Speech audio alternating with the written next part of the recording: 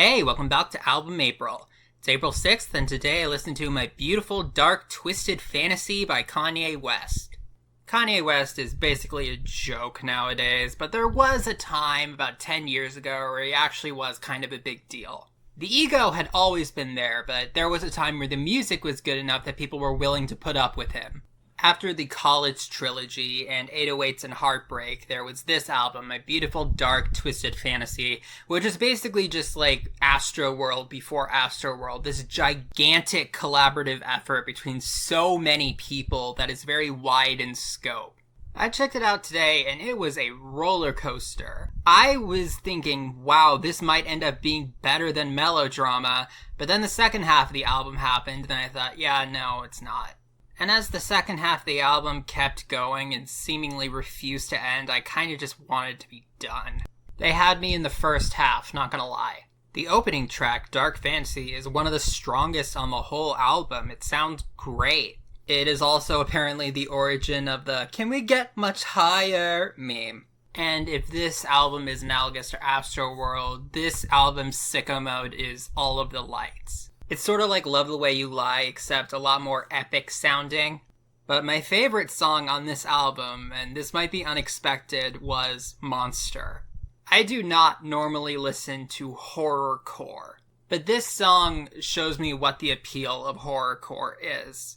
Aside from like the fantasy power trip of it all, it just sounds great. It's tightly produced, it's well made, the verses kept getting better. After whatever Rick Ross did, like a quarter of a verse, you got Kanye's verse, which started out a lot better and then just sort of fizzled out. Then you got Jay-Z's verse, which is great. And then you have Nicki Minaj's verse, which I think is the best thing she's ever done.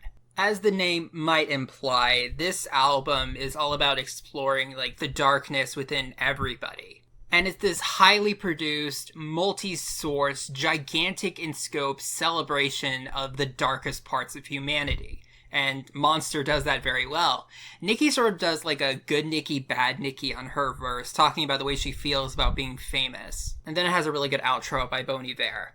There are a lot of good songs on this album. There was also Hell of a Life, Lost in the World, Gorgeous. But there are bad songs on this album, and not great songs that definitely go on for way too long. Runaway is this bloated, overdone song that just goes on forever. It sounds great, but it just goes on forever.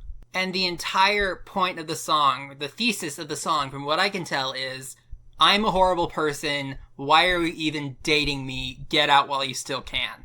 And I know very little about Pusha T, so I can immediately recognize him. And he sounded similar enough to Kanye West that I actually was wondering, hey, isn't there someone else on this song? It's just been Kanye going on for like 10 minutes.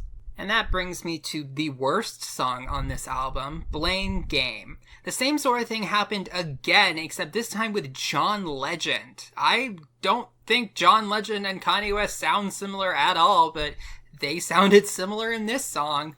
The worst part about it isn't even Kanye West rambling on about this horrid subject matter. It's the fact that it ends with this Chris Rock rap skit. And this is no shade against Chris Rock, but like, it just kept going and going and going. And then I looked at the runtime and it's like, there's still like 2 minutes left and it's just that for the rest of the song. Devil in a New Dress was pretty bad too. Aside from the weird can of worms, which is being ironically misogynist in a way that just feels like being normal misogynist, it also just didn't sound good.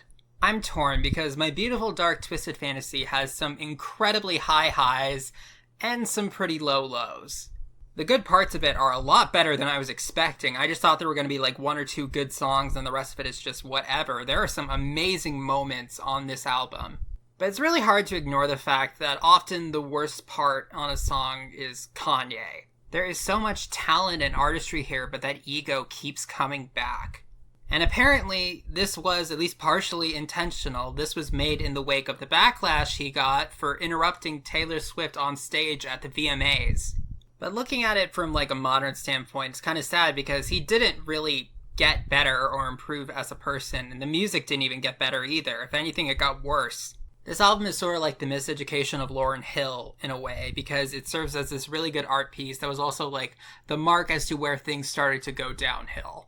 But if you can separate the art from the artist, there is a lot to like on this album. There is some stuff to hate on this album, but there is so much good stuff in it. It is one of the best albums I've listened to this month. Alright, thank you for listening. I'll see you tomorrow.